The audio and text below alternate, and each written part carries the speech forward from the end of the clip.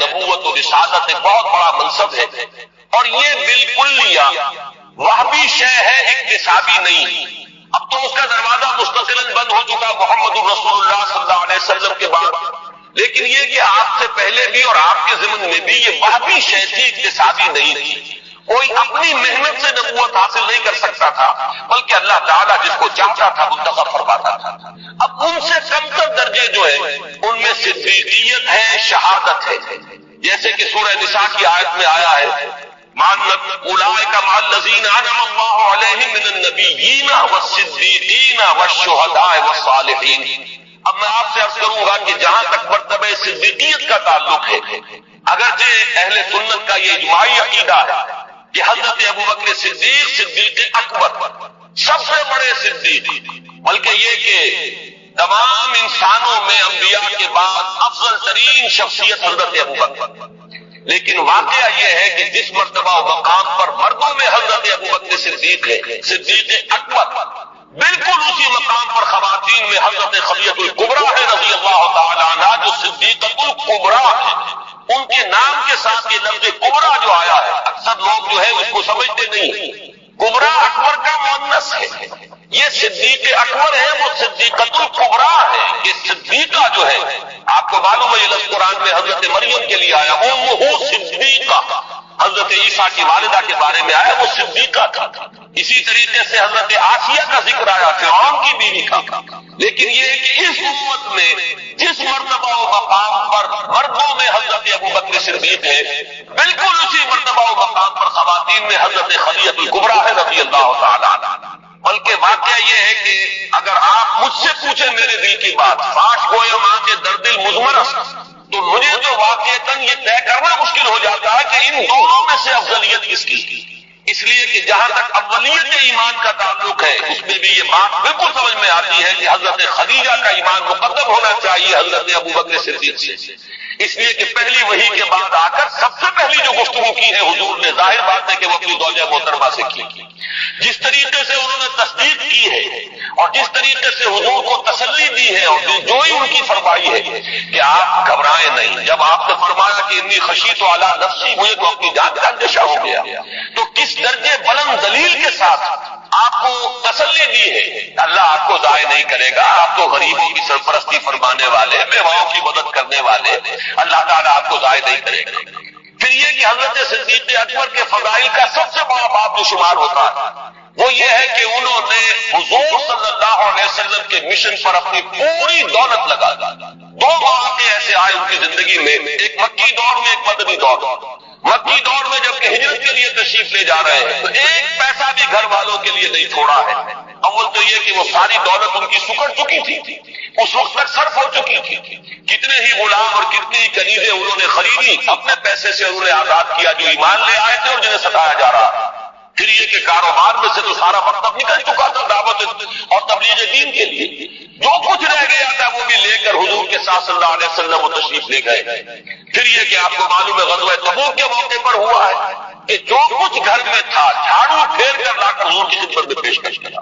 لیکن آپ غور کیجئے کہ بین ہی یہی مقام حضرت خدیجہ الکبریٰ کا ہے رضی اللہ تعالی عنہا، وہ متمول ترین خاتون جن سے نکاح کے بڑے بڑے سرداران قریش جو ہے وہ متمنی تھے، انہوں نے اپنی پوری دولت جس طرح قدموں میں ڈالی ہے محمد رسول اللہ صلی اللہ علیہ وسلم کی، اور جس طرح ان کے ڈسپوزل پر رکھ دی ہے کہ جس طرح چاہے صرف کرے، تو اس معاملے میں بھی واقعہ یہ ہے کہ یہ کہنا مشکل ہے کہ کس کا درجہ جو ہے وہ افضل ہے، کون اعلیٰ ہے، کون اس میں پیش قدمی لے کے آیا۔ بس جیسے ایمان کے بارے میں ہم نے عافیت تلاش کی ہے کہ ہم اس طریقے سے کہہ کر اور اس میں آگے فیصلہ کرنے سے اپنے آپ کو بچا لیتے ہیں کہ عورتوں میں سب سے پہلے ایمان لانے والی حضرت خدیجہ، آزاد مردوں میں سب سے پہلے ایمان لانے والے حضرت ابوبکر، اور بچوں میں سب سے پہلے ایمان لانے والے حضرت علی، اور غلاموں کے طبقے میں سب سے پہلے ایمان لانے والے حضرت زید بن حارثہ۔ اسی طریقے سے یوں سمجھیے کہ ان دونوں میں اگر کوئی افضلیت کا فیصلہ ہم نہ کرنا چاہیں تو کہہ سکتے ہیں کہ مردوں میں صدیق اکبر حضرت ابوبکر ہے رضی اللہ تعالی عنہ، اور خواتین میں صدیقۃ الکبریٰ حضرت خدیجہ ہے رضی اللہ تعالی عنہ۔ اس سے آگے چلیے ہجرت کا معاملہ ہے۔ اب آپ دیکھیے کہ حضرت عثمان ہجرت فرما رہے ہیں حبشہ کی طرف، ان کی زوجہ محترمہ حضرت رقیہ ان کے ساتھ، اور حضور نے فرمایا کہ یہ کی راہ میں ہجرت کر رہا ہے، حضرت لوط اور ان کی اہلیہ کے بعد۔ وہ بھی جب اللہ کی راہ میں ہجرت کے لیے نکلے تھے تو وہ ایک انسانی جوڑا نکلا تھا، اور آج یہ عثمان اور ان کی اہلیہ حضور کے لخت جگر حضرت رقیہ، یہ دونوں میاں بیوی بھی اللہ کی راہ میں ہجرت کر رہے ہیں۔ پھر اسی موقع پر ہمیں معلوم ہوتا ہے کہ حضرت ام حبیبہ رضی اللہ تعالیٰ عنہ انہوں نے بھی ہجرت کی، ان کا شوہر بھی مسلمان تھا، دونوں نے ہجرت کی، لیکن یہ کہ شوہر پر ایسی افتاد پڑی ہے حبشہ میں جانے کے بعد کہ وہ مرتد ہو گیا، عیسائی ہو گیا، شراب کا بہت زیادہ عادی تھا، اسی کی وجہ سے اپنی عقل اور ہوش و خرد کو کھو گیا، اور چونکہ پھر حضرت ام حبیبہ وہاں بغیر شوہر کے رہ گئی، یہی وجہ ہے کہ حضور نے پھر پیغام بھجوایا ہے ان کی دلجوئی کے لیے، اس لیے کہ صاحبزادی کس کی ہے؟ ابو سفیان کی، وہ جو ان کے قریش کے سردار ہیں۔ تو حضرت ام حبیبہ کا نکاح پھر حضرت نجاشی نے پڑھایا ہے اور اپنے پاس سے مہر ادا کیا ہے، اور یہ حضور صلی اللہ علیہ وسلم خود مدینے میں تھے، نکاح یہاں ہوا، بعد میں وہ پہنچی ہے مدینہ منورہ۔ تو میں اس میں صرف یہ بتانا چاہ رہا ہوں کہ اللہ کی راہ میں ہجرت میں بھی مرد اور عورت ہمیں شانہ بشانہ نظر آ رہے ہیں، اس میں بھی ان کی اچیومنٹس وہی ہیں کہ جو مردوں کی۔ اردو فی سبیلی کا معاملہ لیجئے تو حضرت سمیہ اور حضرت یاسر رضی اللہ تعالیٰ عنہما شانہ بشانہ اس معاملے میں آپ کو نظر آئیں گے کہ جتنی ایذائیں ابو جہل نے پہنچائی ہیں حضرت یاسر کو، اتنی ہی ایذائیں جو ہے برداشت کی حضرت سمیہ کی۔ جس وحشیانہ اور ظالمانہ انداز میں شہید کیے گئے ہیں حضرت یاسر، اسی طرح وحشیانہ اور بربریت کے انداز میں حضرت سمیہ نے جان شہادت نوش کیا ہے۔ اس معاملے کے اندر بھی وہ مساوات ہمیں نظر آ رہی ہے۔ تو معلوم یہ ہوا کہ یہ تمام مقامات بلند جہاں شرف انسانیت میں مرد اور عورت برابر ہے، اور اس میں وہ اثاث کے جو سورہ احزاب کی آیت نمبر 35 میں ہمارے سامنے آ چکے، جس آیت کا جو انداز بتا رہا ہے کہ اس میں کوئی فرق و تفاوت نہیں، بلکہ ان تمام اوصاف میں کھلا میدان ہے۔ عورت اپنی محنت کے مطابق آگے بڑھے، مرد اپنی محنت کے مطابق جو مرتبہ اور مقام حاصل کرنا چاہے کر لے۔ اسی طریقے سے دین کی خدمت میں، دین کے لیے سرفروشی یا پیشانی ہجرت ہے، اور اللہ کی راہ میں ایذاؤں کو برداشت کرتا ہے۔ جس طرح حضرت بلال اور حضرت ابو فقیہ کو مارا گیا ہے اور پیٹا گیا، اسی طرح حضرت زلیخا اور بعض دوسری باندیاں ہیں جو ایمان لے آئی حضور صلی اللہ علیہ وسلم پر، انہیں بھی مارا اور پیٹا گیا۔ جس طریقے سے حضرت ابو بکر نے حضرت بلال، حضرت ابو فقیہ کو خرید کر آزاد کیا، اسی طرح متعدد باندیاں ہیں جو ایمان لے آئی تھی اور ان کو انہوں نے اپنے پیسے سے خریدا اور آزاد کیا۔ تو یہ وہ میدان ہے کہ جس میں کامل مساوات ہے، یعنی شرف انسانیت میں کامل مساوات۔ دینی مقامات، روحانی مقامات بعد میں بھی ہمیں نظر آتا ہے۔ حضرت جنید بغدادی ہے رضی اللہ تعالیٰ عنہ، تو رابعہ بصریہ بھی ہے رحمت اللہ علیہما، تو ان میں معلوم ہوتا ہے کہ یہاں بھی کوئی فرق اور امتیاز ہمیں نظر نہیں آتا۔ صحابہ کرام میں فقہائے صحابہ کے درجے میں حضرت عمر، حضرت علی نظر آ رہے ہیں، تو فقہائے صحابہ میں حضرت عائشہ صدیقہ رضی اللہ تعالیٰ عنہ کا مقام بہت بلند ہے۔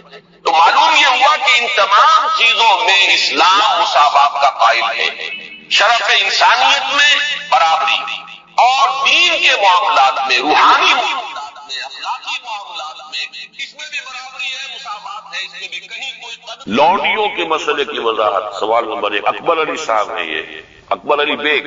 قرآن مجید سورۃ المومنون کی آیت نمبر 5-6 کا ترجمہ یہ ہے جو اپنی شرمگاہوں کی حفاظت کرتے ہیں بجز اپنی بیویوں کے یا ان عورتوں کے جو ان کے قبضے میں ہیں، یعنی لونڈیاں، اس میں ان پر کچھ ملامت نہیں۔ یہاں پر کون سی لونڈیاں مراد ہیں؟ کیا ان کا رواج آج کل ہے؟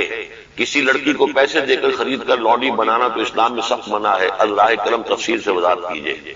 دیکھیے، اسلام میں صرف ایک نوعیت کا غلام یا لونڈی جائز ہے، اور وہ ہے اگر جہاد فی سبیل اللہ ہو اور اس میں پی او ڈبلیوز کی حیثیت سے، جو کہ کمبیٹنٹ جو کہ واقعتاً جنگ میں حصہ لینے والے مرد اور عورتیں، جن کو آج کل پی او ڈبلیو بنا لیا جاتا ہے کہ وہ جو ہیں پرزنرز آف وار، ان کو اسلام نے اجازت دی ہے کہ بجائے اس کے کہ مستقل اس وہ کنسنٹریشن کیمپس میں پڑے رہے، وہ اس میں ان کو اسلامی معاشرے کے اندر جذب کرنے کے لیے ان کو تقسیم کر دیا جائے لوگوں کے اندر۔ یہ ہے در حقیقت اس کی غرض و غایت۔ اور وہ بھی ایسا ہو سکتا ہے کہ کہیں مبادلے کے اندر اگر شکل بہتر بن سکتی ہو تو اس کو بھی اجازت ہے، کہیں اگر زر فدیہ لے کر چھوڑ دینے میں کوئی قباحت نہ ہو تب بھی اس کی اجازت ہے۔ یہ سورہ محمد صلی اللہ علیہ وسلم کی آیت جو ہے اس کے تحت ہم پڑھ چکے ہیں۔ لیکن فرض کیجیے کوئی شکل ممکن نہیں ہے تو پھر کیا کریں؟ انہیں کنسنٹریشن کیمپس کے اندر رکھیں، وہ تو گویا کہ ایک مستقل لائبلٹی بھی آپ پر ہو گئی، اور نمبر 2 یہ کہ ان کی اپنی زندگی اب نارمل ہو گئی۔ اس کی بجائے ان کو نارمل سوسائٹی میں جذب کرنے کا طریقہ یہ ہے کہ کلاس 2 سٹیزنز کی حیثیت سے وہ مسلمانوں میں اس معاشرے میں دے دیے جائیں۔ اس طرح کی جو خواتین ہوں گی ان کے ساتھ تعلق جو ہے جنسی وہ جائز ہے۔ یہ لونڈیاں جو اس طریقے سے لونڈی بنی ہوں اس کی فروخت بھی جائز ہے۔ کسی آزاد مرد یا عورت کو پکڑ کر لونڈی یا غلام بنا لینا حرام مطلق ہے۔ یعنی جو کیا تھا انہوں نے امریکنز نے کہ افریقہ سے پکڑ کر لوگوں کو جو ہے وہ جال ڈالا اور آدمی کو لیا اور لے کر لے گئے اور زنجیروں میں جکڑ کر امریکہ میں لے گئے اور پھر انہوں نے غلام بنا کر رکھا، یہ حرام مطلق ہے۔ اسلام کی تاریخ اس نوع کے کسی بھی غلط حرکت سے بالکل پاک ہے، خالی ہے، صرف جنگ کے اندر۔ اور اس کا بھی میں نے آپ کو بتا دیا کہ یہ سارے اگر اس میں آپشنز نہیں ہیں تو پھر یہ کہ آپ انہیں غلام بنا سکتے ہیں اور ان کی پھر فروخت بھی ہو سکتی ہے۔ یہ ہے جو میرے علم میں ہے۔ باقی کسی کو خامخواہ آپ نے خرید لیا اور کسی کو پکڑ کر کسی آزاد کسی مرد یا عورت کو اور زبردستی لے جا کر کے بھیجا، یہ تو بالکل حرام مطلق ہے، بہت بڑا جرم۔ یہ ضمنی سوال ایک صاحب نے کر دیا ہے کہ نکاح ان لونڈیوں سے بھی کرنا ہوگا۔ نہیں، نکاح لازمی نہیں ہے لونڈیوں کے ساتھ۔ نکاح تو کر لیا تو پھر تو زوجہ ہو گئی، وہ علیحدہ کیٹیگری کہاں رہی۔ لیکن ترغیب دی گئی ہے کہ اگر آپ کسی لونڈی کو اپنی آپ کی وہ لونڈی تھی، وہ تھی POW کے طریقے سے آئی تھی، کنیز تھی، آپ نے اسے آزاد کیا، اس سے نکاح کر دیا، بہت بڑا نیکی کا کام۔ تو ایمینسیپیشن جو تھی غلاموں کی اور کنیزوں کی آزادی کے لیے راستہ اللہ تعالیٰ نے یہ پیدا کیا کہ بہت سے گناہ ایسے ہیں کہ جن کا کفارہ یہ رکھ دیا گیا، غلام آزاد کرو، غلام آزاد کرو۔ اور اسی طریقے سے اس کو بہت بڑا نیکی کا کام قرار دیا گیا، فک و رقبۃ، گردنوں کا چھڑا دینا، آزاد کر دینا، یہ بہت بڑی نیکی ہے۔ تو اس حوالے سے اس کا معاملہ اسی طریقے سے کسی لونڈی کے ہاں سے اولاد اگر ہو گئی تو اب وہ ام ولد ہو گئی، اب وہ لونڈی نہیں رہی، ام ولد ہو گئی، اسے فروخت آپ نہیں کر سکتے، وہ آپ ہی کے ہاں رہے گی، لیکن یہ کہ وہ آپ کا اس کا درجہ جو ہے عام کنیز سے وہ بڑھ جاتا ہے۔ یہ تفصیلی قوانین ہے۔ اصولی سوال جہاں تک تھا اس کے حد تک میں نے عرض کر دیا ہے کہ اسلام میں یہ راستہ اب بھی کھلا ہے، اور اس کی حکمت کیا ہے اس پر میں بھی بہت غور کرتا رہا، اس لیے کہ بظاہر تو عام خاص طور پر آج کل کے حالات میں یہ چیز جو ہے ذہن انسان کا اس کو قبول نہیں کرنے کو تیار ہوتا کہ اس طرح کا معاملہ بھی ہونا چاہیے۔ لیکن میں یہ سمجھتا ہوں کہ وہ جو جہاد فی سبیل اللہ آخری دور میں ہونے والے ہیں، جن میں کہ حضرت مہدی اور حضرت عیسیٰ علیہ السلام کا معاملہ بھی ہوگا، اس میں میں سمجھتا ہوں یقیناً کوئی ایسے مراحل آئیں گے کہ جہاں اس انسٹیٹیوشن کو انووک کرنے کی ضرورت پیش آئے، اس کے لیے کہ اس کا راستہ شریعت کے اندر باقی رکھا گیا، کھلا رکھا گیا، اگرچہ اس پر بڑی پابندیاں لگا دی گئیں۔ یہ بھی ہے کہ غلام کو وہی کھلاؤ جو خود کھاتے ہو، وہی پہناؤ جو خود پہنتے ہو، کام کا بھی بوجھ اس پر اتنا زیادہ نہ ڈالو کہ جس کا بہت مشقت والا ہو جائے، کوئی بہت سخت کام ہے تو تم خود بھی اس کے اندر شریک ہو جاؤ اس کے ساتھ۔ یہ ساری چیزیں ہیں، ان کے ساتھ نیک سلوک کرنا، اچھا سلوک کرنا۔ اسی کا نتیجہ یہ ہے کہ عالم اسلام میں ایک دور ایسا آیا کہ مشرق و مغرب میں سب سے بڑی حکومتیں جو تھی وہ غلاموں کی تھی۔ یہ خاندان غلامہ کون تھے جو ہندوستان کے اندر پہلی حکومت بنی اسلام؟ قطب الدین ایبک کون تھا؟ التتمش کون تھے؟ ملبن کون تھا؟ یہ سب کون؟ سپکدگین کون تھے؟ الکتگین کون تھے؟ یہ خود محمود غواری کون تھے؟ محمود غزنوی، یہ سب کے سب غلام تھے۔ اسی طریقے سے ممالک کی حکومت مصر میں، ہندوستان میں خاندان غلامہ اور ممالک مملوک کی جمع ہے، مملوک غلام کو کہتے ہیں۔ تو ممالک کی حکومت مصر میں، عالم اسلام کی دو عظیم ترین حکومتیں غلاموں کی تھیں، اس لیے کہ غلاموں کو وہ سٹیٹس دیا اسلام نے، اتنے اونچے اور ایسے غلام جو اتنے بڑے اساتذہ بن گئے کہ شہزادے ان کی جوتیاں سیدھی کرنے کو اپنے لیے فخر سمجھ رہے ہیں، اس لیے کہ عالم دین بن گئے، اتنا بڑا علم انہوں نے حاصل کر لیا کہ اب وہ جو شہزادے جو ہیں وہ ان کی خدمت کر رہے ہیں۔ تو اسلام نے اس کے لیے بڑا حکیمانہ انداز اختیار کیا ہے۔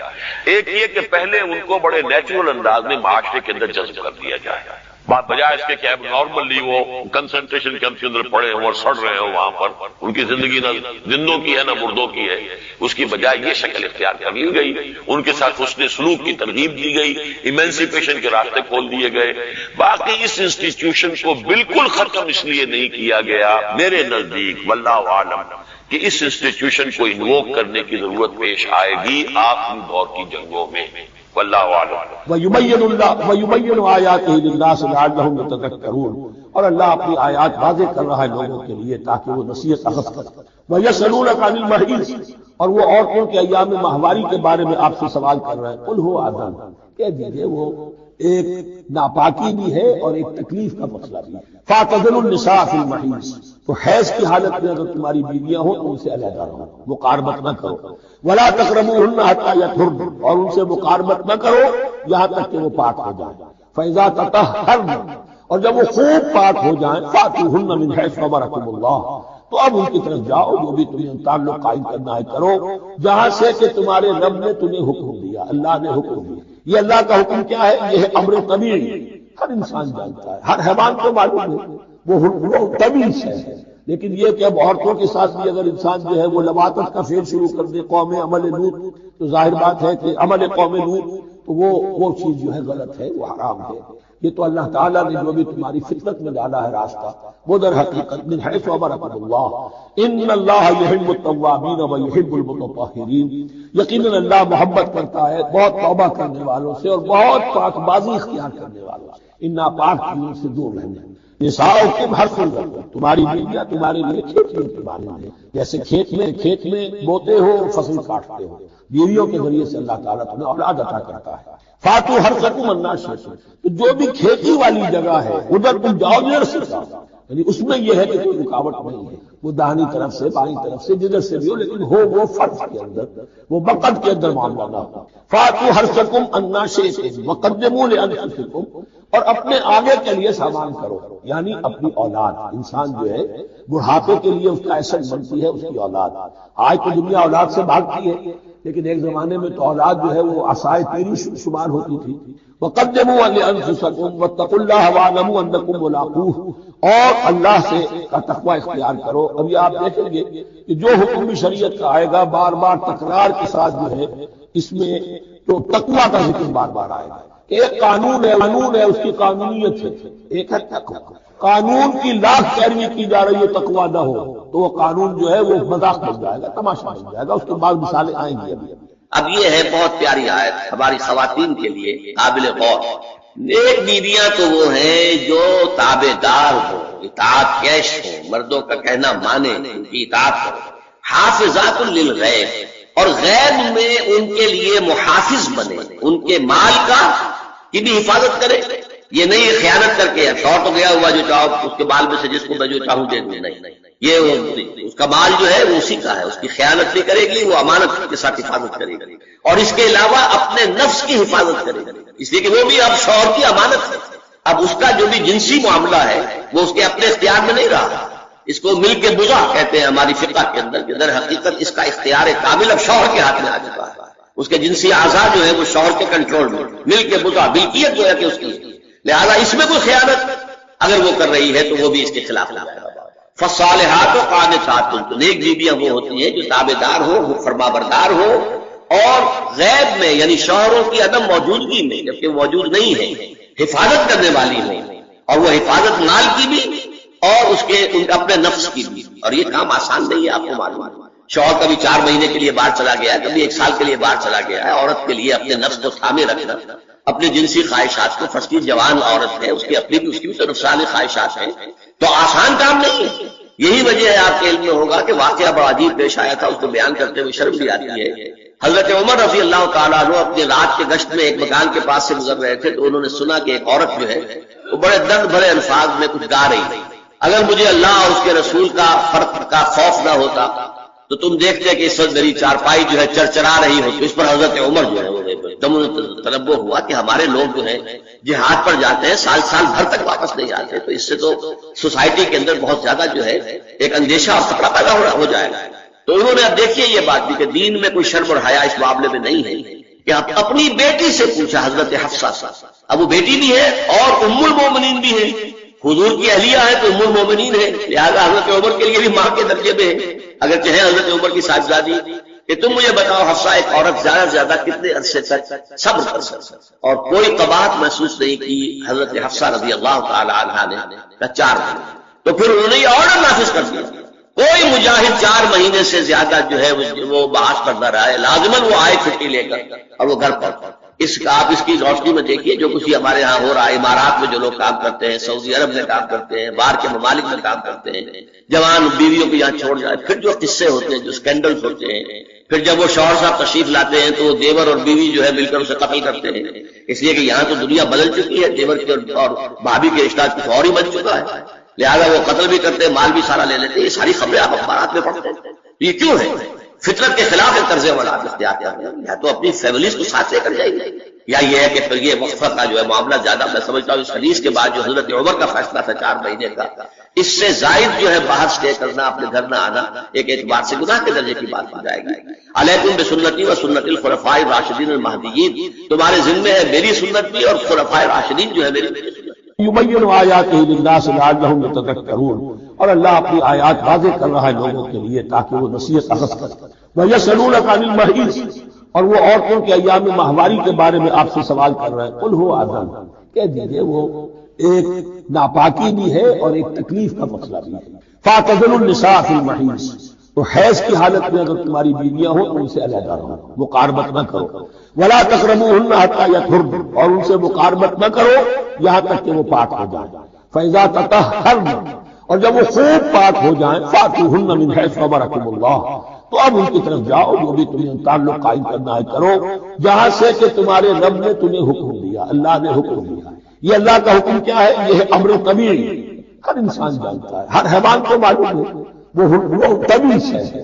لیکن یہ کہ اب عورتوں کے ساتھ بھی اگر انسان جو ہے وہ لواطت کا فعل شروع کر دے، قوم عمل نوح، تو ظاہر بات ہے کہ عمل قوم نوح تو وہ چیز جو ہے غلط ہے، وہ حرام ہے۔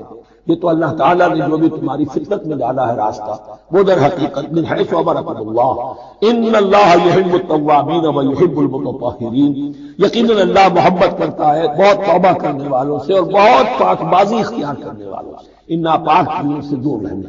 نساؤکم حرث لکم، تمہاری بیویاں تمہارے لیے کھیتیوں کے مانند ہیں، جیسے کھیت میں بوتے ہو فصل کاٹتے ہو، بیویوں کے ذریعے سے اللہ تعالیٰ تمہیں اولاد عطا کرتا ہے۔ فاتو حرثکم انا شئتم، تو جو بھی کھیتی والی جگہ ہے ادھر تم جاؤ جدھر سے جاؤ، یعنی اس میں یہ ہے کہ کوئی رکاوٹ نہیں ہے، وہ داہنی طرف سے بائیں طرف سے جدھر سے بھی ہو، لیکن ہو وہ فرض کے اندر، وہ وقت کے اندر معاملہ نہ ہو۔ فاتو حرثکم انا شئتم وقدموا لانفسکم، اور اپنے آگے کے لیے سامان کرو، یعنی اپنی اولاد۔ انسان جو ہے بڑھاپے کے لیے اس کا ایسٹ بنتی ہے اس کی اولاد۔ آج تو دنیا اولاد سے بھاگتی ہے، لیکن ایک زمانے میں تو اولاد جو ہے وہ عصائے تیری شمار ہوتی تھی۔ وقدموا لانفسکم واتقوا اللہ واعلموا انکم ملاقوہ، اور اللہ سے کا تقوی اختیار کرو۔ ابھی آپ دیکھیں گے کہ جو حکم بھی شریعت کا آئے گا بار بار تکرار کے ساتھ جو ہے اس میں تو تقوی کا ذکر بار بار آئے گا۔ ایک قانون ہے اس کی قانونیت ہے، ایک ہے تقوی۔ قانون کی لاکھ پیروی کی جا رہی ہے، تقوی نہ ہو تو وہ قانون جو ہے وہ مذاق بن جائے گا، تماشا بن جائے گا۔ اس کے بعد مثالیں آئیں گی۔ واتقوا اللہ واعلموا انکم ملاقوہ، اور اللہ کا تقوی اختیار کرو اور جان لو تمہیں اس سے مل کر رہنا ہے، حاضر ہونا ہے اس کے جناب میں۔ وبشر المؤمنین، اور اے نبی اہل ایمان کو بشارت دے دیجیے۔ ولا جرما الا عابری سبیل حتی تغتسلوا، اسی طریقے اگر تم حالت جنابت میں ہو، اگر اپنی بیویوں سے تم نے وہ تعلق قائم کیا ہو، مباشرت کی ہو، یا یہ کہ اور کسی اور طرح کی اسی کوئی احترام وغیرہ کی شکل ہو گئی ہو، تب بھی تم نماز کے قریب نہ جاؤ حتی تغتسلوا، جب تک کہ غسل نہ کرو۔ اللہ عابر سبیل، اس کے بارے میں بہت سے قول ہیں، لیکن یہ جو آگے بات بیان ہو رہی ہے اس میں آ جائے گا کہ ہاں سفر کی حالت میں اس غسل کی پابندی پر جو ہے وہ نرمی کی گئی ہے اور اس میں تیمم کی اجازت دی۔ وَإِن كُنتُم مَرْضَىٰ، اور اگر تم ہو بیمار، أَوْ عَلَىٰ سَفَرٍ، آدمی مریض ہے، نہانے میں اندیشہ ہے، بخار بہت تیز ہے یا کچھ اور ہے معاملہ ہے، أَوْ عَلَىٰ سَفَرٍ، یا سفر میں ہے، أَوْ جَاءَ أَحَدٌ مِّنكُم مِّنَ الْغَائِطِ، یا یہ کہ تم میں سے کوئی جو ہے قضائے حاجت کے بعد آیا ہے، اور لامستم النساء، یا تم نے عورتوں کے ساتھ مباشرت کی ہے، فلم تجدوا ماء، تم پانی نہ پاؤ، یعنی یہ تمام صورتیں کہ جس میں غسل واجب ہے یا یہ کہ وضو واجب ہے، تو تو ان دو صورتوں میں سے اگر بیماری راستے میں حائل ہے، سفر میں ہونے کی وجہ سے پانی نہیں ہے، یا کوئی اور وجہ ایسی ہے کہ پانی ہے دستیاب نہیں ہے، فَتَيَمَّمُوا صَعِيدًا طَيِّبًا، تو تیمم کر لیا کرو. لیکن تیمم کا جیسا ہم پہلے پڑھ چکے ہیں، میں نے بتایا تھا کہ قصد کرنا تیمم. فَتَيَمَّمُوا صَعِيدًا طَيِّبًا، پاک مٹی کا اس کا قصد کرو. فَامْسَحُوا بِوُجُوهِكُمْ وَأَيْدِيكُمْ، اور پھر اپنے چہروں کو اور اپنے ہاتھوں کو اس سے مسح کر لو. بل ان اللہ کان عفوا غفورا، یقیناً اللہ تعالی عفو ہے، بہت معاف کرنے والا.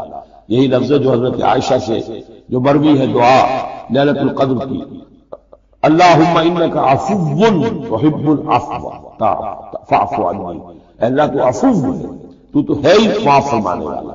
ان اللہ کان عفوا غفورا، اللہ معاف فرمانے والا بخشنے والا ہے. اب یہاں تک تو یہ سلسلہ آپ نے دیکھ لیا. زنا کے قریب تک نہ پھٹکو، یہ نہیں کہا کہ لا تزنوا، نہیں، قریب تک نہ پھٹکو. جیسے کہ یہ فیصلہ آباد کا ہمارا گول چکر ہے اور 8 بازار آ رہے ہیں. اب کوئی سرکاری پروگرام یہ ہے کہ اس گول چکر تک، چوک تک کوئی بھی جلوس نہ پہنچے، تو 8 بازاروں کو بند کرو گے نا. لہذا دور دور تک اللہ تعالیٰ نے وہ حدیں لگا دی ہیں کہ زنا کی ترغیب نہ ہو، زنا کے راستے جو ہے وہ مسدود ہو جائے.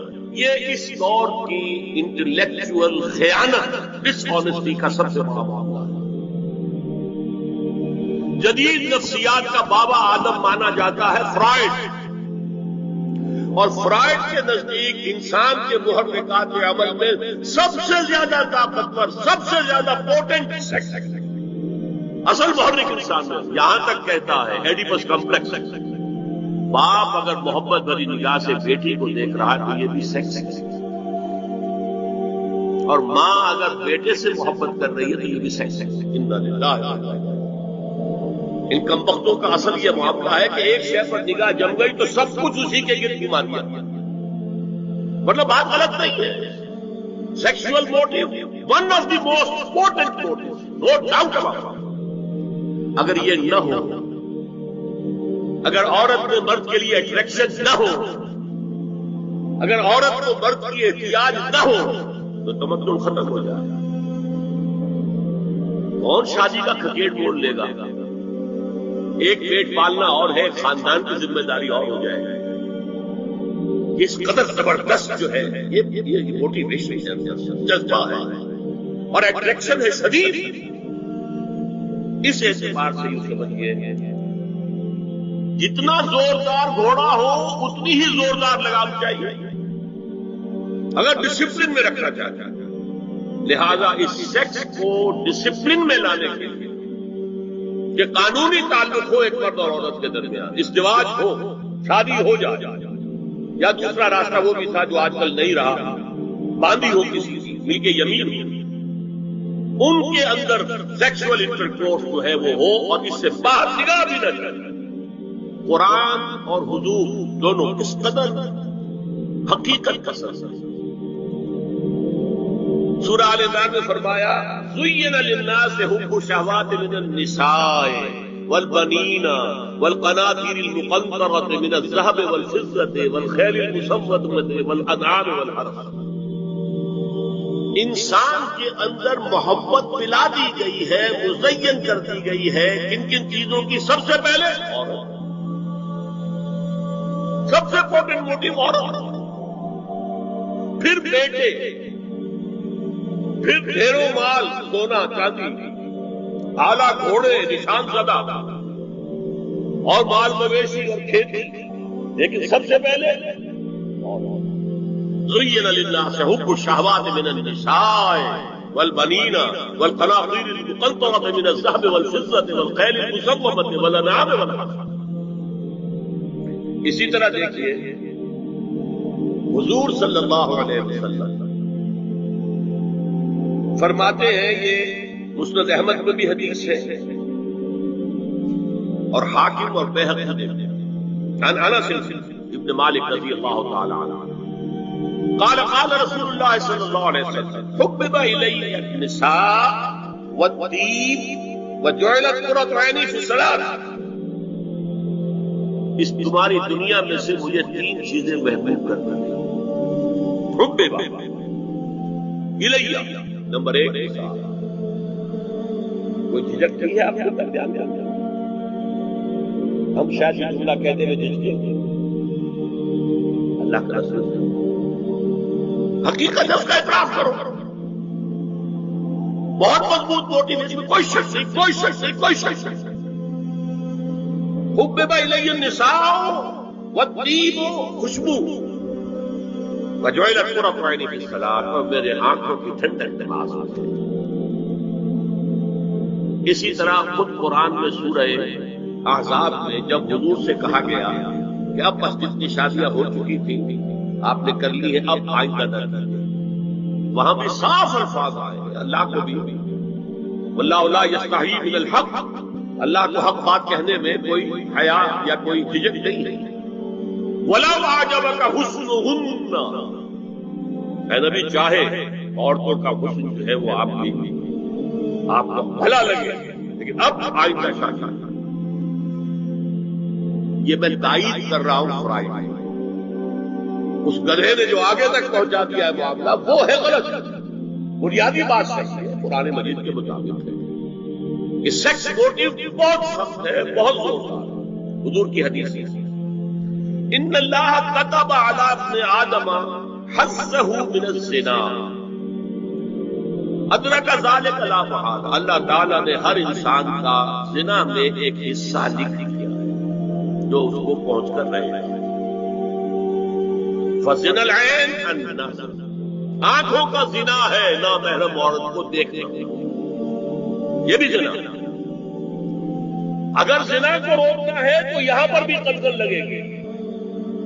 ایک جگہ آیا ہے جس میں النظر سهم، یہ تیر ہے، یہ نظر جو ہے نگاہوں کے تیر. یہ تو آپ شاعری کے اندر بھی اور گانوں کے اندر بھی نگاہوں کے تیر سنتے ہیں کہ نہیں؟ النظر سهم، یہ تیر.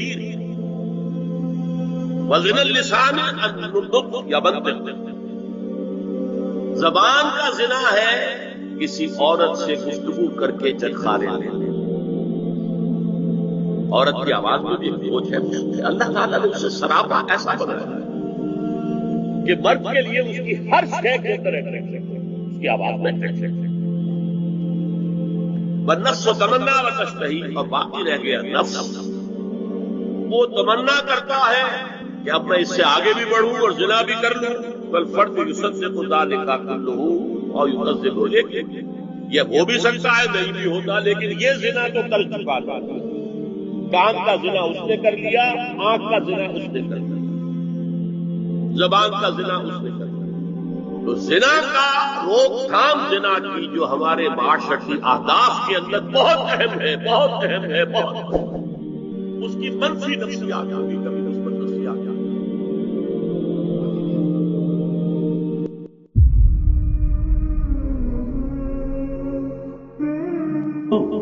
یا ایھا الذین آمنوا توبوا الی اللہ توبۃ نصوحا، اہل ایمان رجوع کرو اللہ کی جناب میں، لوٹو پلٹو توبہ کرو، اور وہ توبہ بھی نہایت خالص توبہ ہو. یہ توبہ حضرت علی رضی اللہ تعالیٰ عنہ نے ایک مرتبہ دیکھا ایک شخص کو، وہ گردان کر رہا ہے توبہ کی تیزی تیزی سے. فرمایا یہ تو توبۃ المکذبین ہے، جھٹلانے والوں کی توبہ ہے. یہ وہ گھبرایا. تو پھر آپ نے فرمایا توبہ وہ ہوتی ہے جس کے ساتھ وہ ساری کیفیات ہو. شدید ترین پشیمانی ہو گئی میں کیا کر بیٹھا، پھر یہ کہ آئندہ کے لیے عزم مصمم ہو کہ ہرگز دوبارہ یہ کام میں نہیں کروں گا، اور نہایت گڑ گڑا کر اللہ سے اس کی دعا جو ہے اس کی معافی طلب کی جائے. یہ قلب کی گہرائیوں سے جب تک یہ توبہ نہیں نکلے گی، یہ توبہ نہیں ہے. تو توبۃ النصوح، یہ نصح کا لفظ جو آتا ہے عربی زبان میں، یہ ہے کسی شے کے خالص ہونے، کوئی اس میں ملاوٹ نہ ہو. توبۃ النصوح، یہ توبۃ النصوح، خالص توبہ کرو، دل کے ایک گہرائیوں سے توبہ کرو، اور صمیم قلب سے توبہ کرو، عزم مصمم کے ساتھ توبہ کرو کہ پروردگار جو خطا ہو گئی ہے بخش دے، آئندہ تیرے کسی حکم کے خلاف تو حرکت نہیں کروں گا. خاص طور پر وہ خطا جو معین ہے، اس کے بارے میں تو تعین کے ساتھ فیصلہ ہو کہ دوبارہ نہیں کروں گا. اس میں ہو سکتا ہے جیسا کہ میں نے شاید آج دن میں کسی گفتگو میں عرض کیا تھا بعض تباہیں ہوتی ہے مریض، ان کی قوت ارادی جو ہے کمزور ہوتی ہے، اس وقت وہ خلوص دل سے بھی اگر طے کر رہے ہیں کہ یہ کام دوبارہ نہیں کروں گا تو وہ کمزور قوت ارادی کی وجہ سے اس پر قائم نہیں رہ سکتے، کل یا پرسوں یا کچھ عرصے کے بعد پھر پھسل جاتے ہیں، اس سے وہ توبہ باطل نہیں ہوگی۔ اس بات کو سمجھیے، یہ نہ سمجھیے کہ میں انکریج کر رہا ہوں، لیکن مسئلے کو سمجھ لیجیے۔ جس وقت انسان توبہ کر رہا اس وقت عزم مصمم کا ہونا ضروری ہے۔ اب یہ اللہ جانتا ہے ہمارے دل کے اندر کے حالات کو، ہماری کیفیات کو، اگر اس وقت عزم مصمم ہے تو توبہ صحیح ہو جائے گی، پھر اگر خطا ہو گئی پھر توبہ کرو، پھر خطا ہو گئی پھر توبہ کرو۔ بازا بازا ہر چہ ہستی بازا، گر کافر و گبر و بت پرستی بازا، ای درگاہ ماں درگاہ نومیدی نیس، 100 بار اگر توبہ شکستی باز آ، اگر 100 مرتبہ بھی توبہ ٹوٹ گئی ہے کوئی پرواہ نہیں، جب تک یہ زندگی کا تسلسل چل رہا ہے، معلوم یغرغر، جب تک کہ وہ گھنگرو نہیں بولا ہے آ کر حلق میں اور نزع اور جان کندنی کا عالم شروع نہیں ہو گیا ہے، اس وقت تک توبہ کا دروازہ کھلا ہوا۔ لیکن جس وقت توبہ کر رہا ہے آدمی، اب یہ آدمی اپنے آپ کو دھوکہ دے لے گا تو دوسری بات ہے، لیکن اللہ جانتا ہے، اس وقت اگر عزم مصمم ہے تو توبہ درست ہو جائے گی۔ تو جو بھی معاملات ہیں اللہ اور بندے کے مابین، اس میں 3 شرائط ہیں کہ جو علماء نے معین کی ہے۔ ایک حقیقی پشیمانی، وہ پشیمانی جس کے لیے اقبال کا وہ شعر بہت مشہور ہے جو انہوں نے نوجوانی میں کہا تھا، اور داغ دہلی بھی اس مجلس میں موجود تھے جہاں علامہ نے یہ شعر پڑھا ہے، تو انہوں نے بڑی داد دی تھی کہ میاں اس عمر میں اور یہ شعر یعنی چشم بدور، وہ یہ داد کا بڑا ایک یعنی بلیغ انداز ہے۔ اور وہ شعر کیا تھا؟ موتی سمجھ کے شان کریمی نے چن لیے، قطرے جو تھے میرے عرق انفعال کے، شرمندگی کے احساس سے پیشانی کے اوپر اگر پسینہ آ گیا ہے، شرمندگی ہے اللہ میں یہ کیا کر بیٹھا تھا، اللہ مجھ سے کیا ہو گیا، تو یہ شرمندگی سے اگر عرق آلود ہو گئی ہے پیشانی، تو اللہ کو یہ اتنی محبوب ہے کہ موتی سمجھ کے شان کریمی نے چن لیے، قطرے جو تھے میرے عرق انفعال کے۔ حدیث میں یہ مضمون آیا ہے، اللہ کو کتنی خوشی ہوتی ہے اپنے بندے کے توبہ سے۔ بائبل کی ایک سٹوری جو ہے دی پروڈیگل سن، وہ آپ کو یاد ہوگی کہ ایک شخص کے کئی بیٹے تھے، اکثر جو تھے سارے بڑے فرمانبردار، بڑے عمدہ، سعادت مند کام کرنے والے، ایک تھا نٹکھٹ قسم کا شریف، وہ اپنی دولت بھی بٹوا کے لے گیا، اور پھر وہ بہت سال کے بعد آیا ہے تو سخت یعنی فقیری کے اور قلاشی کے عالم میں باپ نے واقعی سب سے توجہ ہٹا کر اپنی ساری محبت کا برکت پھر اس بچے کو بنا لیا اپنے بیٹے کو۔ تو وہ سعادت مند بیٹے تھے، انہوں نے کہا کہ یہ کیا کیا آپ نے، یہ ایسا اور یہ ایسا اور یہ ایسا اس نے یہ کیا، اور آج آپ پھر اس کے لیے وہی آپ کی محبت جو ہے وہ یہاں پھر اس کے جو ہے شامل حال ہو گئی ہے۔ تو انہوں نے کہا کہ تم دیکھتے نہیں کہ اگر کوئی چرواہا ہو اور اس کی اگر 100 بھیڑیں اور بکریاں ہیں، تو اگر کوئی بھیڑیا کسی ایک بکری کو اٹھا کر لے جائے تو 99 کو چھوڑ کر اس کے پیچھے بھاگتا ہے اس کو بچانے کے لیے۔ جو میرے ہیں وہ تو ہے ہی نہیں، جو مجھ سے دور چلا گیا تھا وہ اگر لوٹ کر آیا ہے تو در حقیقت یہ ہے میری توجہ کا اور میری محبت کا سب سے زیادہ مستحق ہے۔ یہی معاملہ اللہ کا، یہ در حقیقت ایک پیرابل ہے، ایک کہانی ہے جس میں اللہ کی وہ شفقت جو ہے اپنے گناہگار بندوں کے جو شامل حال ہوتی ہے جب وہ توبہ کرتے ہیں، جس کے لیے حدیث میں آخری بات بیان کر دی گئی کہ تصور دیا گیا ہے کہ ایک لق و دق سے راہ میں ایک شخص سفر کر رہا تھا، ایک ہی اونٹنی سواری تھی، اسی پر اس کا راشن بھی تھا، پانی بھی تھا۔ تھوڑی دیر کے لیے وہ ایک درخت کے سائے میں بیٹھا سستانے کے لیے، دھوپ کی تمازت سے بچنے کے لیے، تو ذرا بیٹھا بیٹھا اونگ گیا۔ اب جو آنکھ کھلی تو دیکھا کہ اونٹنی غائب ہے، اس کا سفر کا ذریعہ وہی، پانی اسی پر، راشن اسی پر، گویا کہ کل زندگی کا ذریعہ جو ہے وہ اونٹنی تھی اس کی۔ لق و دق سے رہا ہے، کہاں جائے گا، کہیں پانی نہیں، کچھ کھانے کے لیے نہیں، دیوانہ وار دوڑتا ہے دائیں بائیں ادھر ادھر اونٹنی کو ڈھونڈنے کے لیے، کہیں سراغ نہیں ملتا۔ تو وہ اب موت کے انتظار میں درخت کے نیچے آ کے بیٹھا ہے، مایوسی کی انتہا، موت کا انتظار، کہ اچانک دیکھتا ہے کہ اونٹنی تو کھڑی ہوئی ہے۔ تو اب اس پر شادی مرگ کی کیفیت طاری ہوتی ہے۔ وہ کہنا تو یہ چاہتا تھا اللہ میں تیرا بندہ ہوں تو میرا رب ہے، کہہ یہ جاتا ہے کہ اللہ تو میرا بندہ میں تیرا رب ہوں، زبان لڑکھڑا گئی ہے اس خوشی کی شدت کی وجہ سے۔